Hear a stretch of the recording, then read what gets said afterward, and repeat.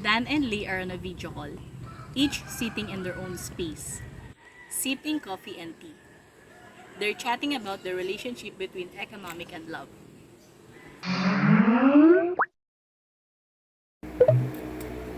Alam mo ba, nagiging interesado ako ngayon sa kung paano naging connected ang love and economics. Kasi, parang ang mind-blowing niya kapag iniisip mo. Ano? Love and economics? Sinasabi mo bang mapapagsama mo yung dalawang yun?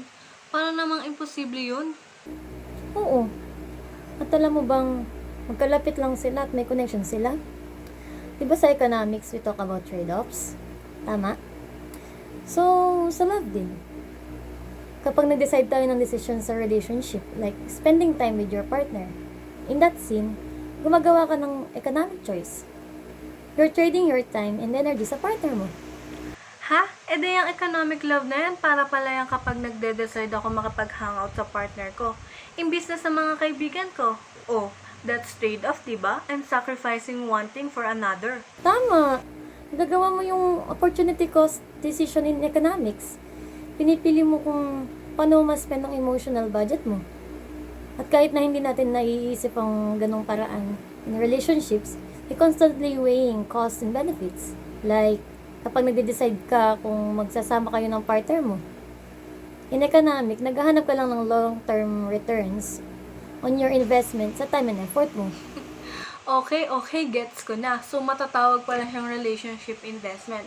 Pero instead na money lang ang ini-invest mo, pati na rin yung emotional energy mo, time, at kahit na yung trust mo, ini-invest mo na rin. Dapat pala ang pipili mong partner ay matino para maganda yung balik sa'yo nito eh. Exactly! At ito pa, kapag nag-invest ka sa relationship, hindi lang yung tungkol kung ano yung may babalik sa'yo. Think of it like investing in human capital.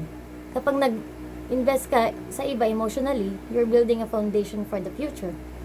For example, kapag sinuport mo yung partner mo, kapag may pinagdadaanan siya, in that scene, you're putting emotional capital into the relationship, which will hopefully pay off in the form of future support or emotional satisfaction. Oh, that makes sense ha? So, ang love pala ay parang long-term investment. Hindi mo agad-agad makikita ang kapalit, but over time, the payoff is worth it. Yes, at sobrang interesting talaga nito. Yung ibang economists din pinag-uusapan naman nila yung emotional labor. Ang emotional labor naman is like the work you put into relationship, like being there for someone when they're upset or doing small things to maintain healthy bond. Itong emotional labor is hindi nababayaran ha, pero super valuable nito sa relationship. So, hindi lang siya about the time you spend with someone, but also the emotional work you do behind the scenes. Sa tingin ko, kapag pinapahalagahan natin sila or sinusupport natin sila, it's an investment in the future of the relationship. Tama. And think about how emotional labor can be seen as a emotional bank account in a relationship. The more you put in, the more you trust and support you get back when things get tough. That's actually a really good way to think about it. Paano naman sa marriage market? May connection din ba siya sa economic? Or may pagkakamukha din ba sila? Yup, sa economics, we talk about marriage market. Kung saan yung mga tao, tinitingnan nila yung potential ng partners nila based sa income nila, education and social status. Parang comparing goods in marketplace. People look at what they can gain from a relationship in terms of stability, emotional support, and even financial. Wow! So para pala tayo nagsishopping sa partners natin na may tamang qualities. That sounds a little cold, but I guess it makes sense. Oh, there's an element rational decision making involved ha. Anyways, the beauty of love is that it's not purely about calculation. The emotional connections na nagagawa ng tao at yung trust na binibuild nila are irreplaceable and hindi laging quantified. Kaya ang love and relationship still holds so much value. Hindi ko naisip ang relationship sa ganitong paraan. So I think while love isn't a transaction exactly, it has a lot of similar elements.